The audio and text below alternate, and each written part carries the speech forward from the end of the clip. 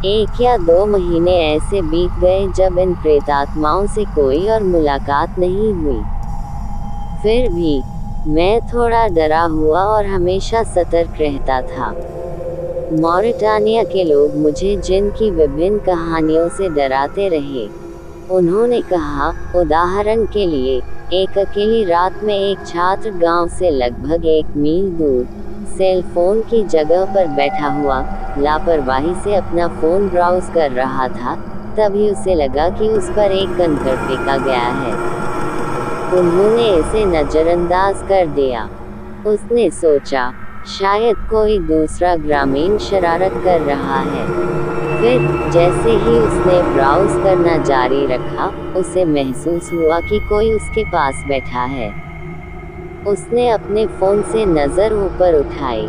उसके बगल में एक भयानक विकृत और बदसूरत चेहरे वाला एक अजीब आदमी व्यापक रूप से मुस्कुरा रहा था। अजनबी को इन भागों के आसपास पहले कभी नहीं देखा गया था और उसे फिर कभी नहीं देखा गया था। कहानी शायद तथ्य से अधिक काल्पनिक थी, लेकिन यह मुझे डराने के लिए काफी थी।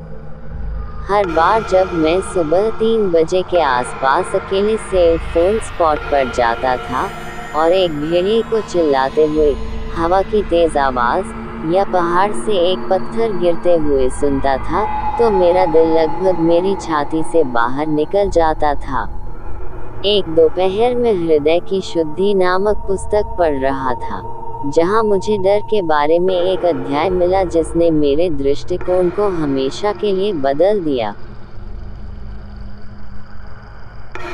मैंने यहाँ के जिन्नों के प्रति अपने अविश्वसनीय भय के बारे में सोचा और मुझे एहसास हुआ कि मेरे भय की भावना वास्तव में विश्वास में कमजोरियों के कारण उत्पन्न हुई थी। मुझे स्वाभाविक से कहीं अधिक डरने के लिए प्रोग्राम किया गया था। डर एक उद्योग बन गया है। प्रेतवाधित घर, रोलर कोस्टर, डरावनी फिल्में, थ्रिलर और किसी भी उद्योग की तरह जो वास्तविकता पर आधारित किसी चीज के रूप में शुरू हुआ था, वह और अधिक की खोज में चरम पर पहुंच गया है। हमें हर चीज और किसी भी चीज से डरना सिखाया गया है। हम केवल भयानक चेहरे वाले राक्षस से डरते थे, अब हमें एक छोटी लड़की के टीवी से बाहर आने का डर है। हम सिर्फ नकाबपोश हत्यारे आदमी से डरते थे, अब हमें उस जुनूनी हत्यारे बच्चे का डर है, जो अप्राकृतिक के प्रति एक स्वाभाविक प्रतिक्रिया हुआ करती थी। वह तार्किक के प्रति एक अप्राकृतिक प्रतिक्रिया बन गई, एक अजीब उत्तेजना, एक गुजरता हुआ रोमांच। परम आस्तिक जिन से नहीं डरता, क्योंकि भले ही वह जिन उससे एक बाल की दूरी पर हो और सबसे घृणित प्राणी हो जिसे उसने कभी देखा हो, जिन ईश्वर की अनुमति के बिना क्या कर सकता है। परम आस्तिक दूसरे मनुष्य से नहीं डरता, क्योंकि वह मनुष्य ईश्वर की अनुमति के बिना क्या कर सकता है। परम आस्तिक को भीड़ से डर नहीं लगता, उसे अकेलेपन से डर नहीं लगता, वह किसी अत्याचारी से नहीं डरता, उसे गरीबी का डर नहीं है, वह प्रताड़ना से नहीं डरता, वह मृत्यु से नहीं डरता, वह ब्रह्मांड के सबसे शक्तिशाली स्वामी के अलावा किसी और चीज से नहीं डरता।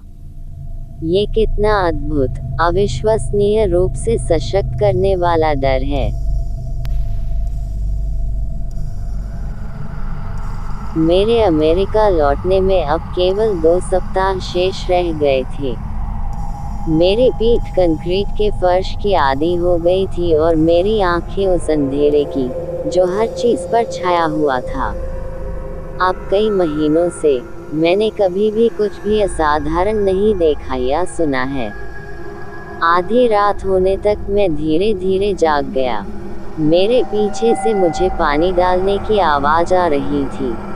ये लगभग ऐसा था मानो किसी ने मेरे एम्बार में रखे पानी के विशाल कार्टन को खोल दिया हो उसे थोड़ा सा झुका दिया हो और अपना जग धीरे धीरे भर रहा हो। इतनी रात को कोई मेरे टैंक में आया है और मेरा पानी बाहर निकाल रहा है। असंभव। यह अवश्य ही कोई गाय होगी जो बाहर पेशाब कर रही होगी, जैसा कि वे अक्सर करते थे। या निश्चित रूप से मुझे मतिभ्रम हो रहा होगा। 10 सेकंड बीत गए। पानी डालने की आवाज आती रही। 20 सेकंड, 30 सेकंड। गायें इतनी देर तक पेशाब नहीं करती। 1 मिनट। मैं निश्चित रूप से पूरी तरह से जाग चुका था और अब मुझे कोई मतिभ्रम नहीं हो रहा था। मैं स्पष्ट रूप से समझ सकता था कि पानी गिरने की आवाज़ मेरे केवल 2 या 3 फीट पीछे से आ रही थी, ठीक वहीं जहां मैंने बिस्तर पर जाने से पहले पानी का अपना विशाल कार्टन छोड़ा था। उसी क्षण मुझे लगभग यकीन हो गया कि अगर मैं मुड़ता तो मुझे अपने ठीक पीछे खड़ी एक आकृति दिखाई देती जो पानी बहा रही थी। लेकिन मैं पीछे नहीं मुड़ा। कोई ज़रूरत नहीं थी। इसके बजाय मैं मुस्कुराया और उस अध्याय के बारे में सोचा जो मैंने पढ़ा था। ईश्वर के अलावा किसी भी चीज़ से डरना विश्वास की कमजोरी के कारण है। ये लगभग ऐसा था मानो भगवान मेरी परीक्षा ले रहा हो। मैं हंसा, वापस बिस्तर पर लेट गया और एक बच्चे की तरह सो गया। जो मनुष्य ईश्वर के अलावा किसी और चीज़ से नहीं डरता, उसके पास ईश्वर के अलावा किसी और चीज़ से डरने लायक नहीं है। डर कब उचित है, इसकी अधिक सूक्ष्म चर्चा के लिए हृदय की शुद्धि पढ़ें। मॉरिटानिया से अधिक जिन कहानियों के लिए शेख रामी नसूर के साथ सफीना सोसाइटी का ये पॉडकास्ट सुनें।